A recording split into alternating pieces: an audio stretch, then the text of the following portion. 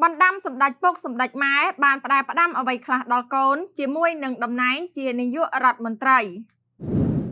តើបណ្ដាំរបស់ពុកម៉ែនិងតំណែងជានាយករដ្ឋមន្ត្រីមានអ្វីពិសេសទៅពុកនិងម៉ែតែងផ្ដាំថាកុំតាំងខ្លួនជាកូនលោកធំកុំតាំងខ្លួនថាជាកូននាយករដ្ឋមន្ត្រីហើយកុំមានចរិតឆ្មាំងឆ្មៃតែត្រូវចេះដាក់ខ្លួនដោយតាំងខ្លួនថាជាចៅកសិករព្រោះពូជពងវង្សត្រកូលរបស់យើងគឺមិនមែនកើតចេញមកពីវណ្ណៈអភិជនទេការរាប់មនុស្សមិនត្រូវមើលលើគេមានទ្រព្យសម្បត្តិឬជាកូនលោកធំនោះឡើយព្រោះទ្រព្យសម្បត្តិនិងតួនាទីអាចបាត់បង់នៅពេលណាមួយប៉ុន្តែទឹកចិត្តនិងការរាប់អានរបស់មនុស្សគឺនៅយូរអង្វែងពុកម៉ែតែងតែរំលឹកថាកូនត្រូវខំរៀនកុំដើរលេងឥតប្រយោជន៍ព្រោះចំណេះវិជ្ជាសំខាន់សម្រាប់ខ្លួននិងប្រទេសជាតិមាន3ចំណុចសំខាន់ដែលខ្ញុំចេះចាំពីពុកគឺទី1ត្រូវចេះគិតគូរដល់ប្រជាជនជាធំដោយឈរខាងប្រជាជននិងគ្រប់ពេលវេលាទី2គិតពីប្រយោជន៍ជាតិជាធំនិងគ្រប់ពេលនិងទី3ហ៊ានធ្វើហើយធ្វើឲ្យពិតប្រាកដនិងច្បាស់លាស់ហើយហ៊ានទទួលខុសត្រូវចំពោះការសម្រេចចិត្តនិងសកម្មភាពរបស់ខ្លួន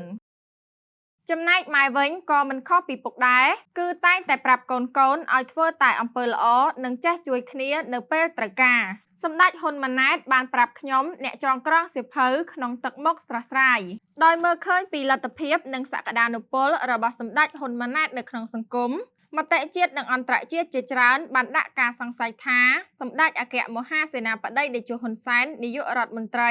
អាចជ្រើសរើសសម្ដេចហ៊ុនម៉ាណែតក្នុងការស្នងតំណែងខណៈកូនប្រុសពីររូបទៀតគឺហ៊ុនម៉ាណិតនិងហ៊ុនម៉ាណីក៏មានសមត្ថភាពមិនធម្មតាដែរមានជនបរទេសជាច្រើនបានសួរខ្ញុំអ្នកចងក្រងសៀវភៅថាតើខ្ញុំមើលឃើញយ៉ាងណាចំពោះតំណែងនាយករដ្ឋមន្ត្រីនៅក្នុងចំណោមបងប្អូនប្រុសទាំង3នាក់នាពេលអនាគតចម្លើយគឺងាយនោះទេគឺថាបងប្អូនប្រុសទាំង3នាក់មិនចង់ទម្លាយចេញមកទេថាតើខ្លួនចង់ឬមិនចង់ធ្វើជានាយករដ្ឋមន្ត្រីនោះខណៈពុករបស់ខ្លួនកំពុងមានកម្លាំងមាំមួននិងសមត្ថភាពខ្ពស់នៅក្នុងមុខតំណែងនេះម្យ៉ាងវិញទៀតគណៈបកប្រជាជនកម្ពុជាមានប្រជាធិបតេយ្យនៅក្នុងគណៈកម្មាធិការកណ្ដាលគណៈបកក្នុងការពិភាក្សានិងការបោះឆ្នោតតែងតាំងមន្ត្រីរបស់ខ្លួនគឺមិនមែនបុគ្គលឡើយតែយ៉ាងណាក៏ដោយបងប្អូនប្រុសទាំង3គឺមានសក្តានុពលក្នុងការចូលរួមឈរឈ្មោះជាបេក្ខជនដណ្ដើមយកតំណែងជានាយករដ្ឋមន្ត្រីក្នុងចំណោមឈាមថ្មីនៃអ្នកបន្តវេនរបស់គណៈបកប្រជាជនកម្ពុជាសម្រាប់ខ្ញុំគឺសម្ដេចនាយករដ្ឋមន្ត្រីនៅតែជាមេដឹកនាំដ៏ល្អ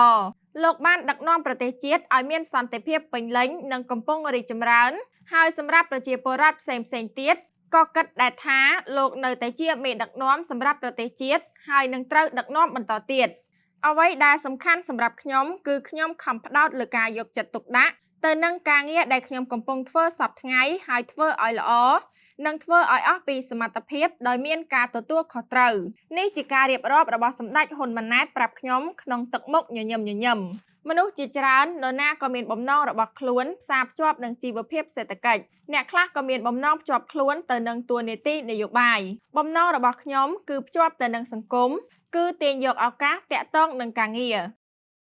កើតមកអត់មានអីមកទេ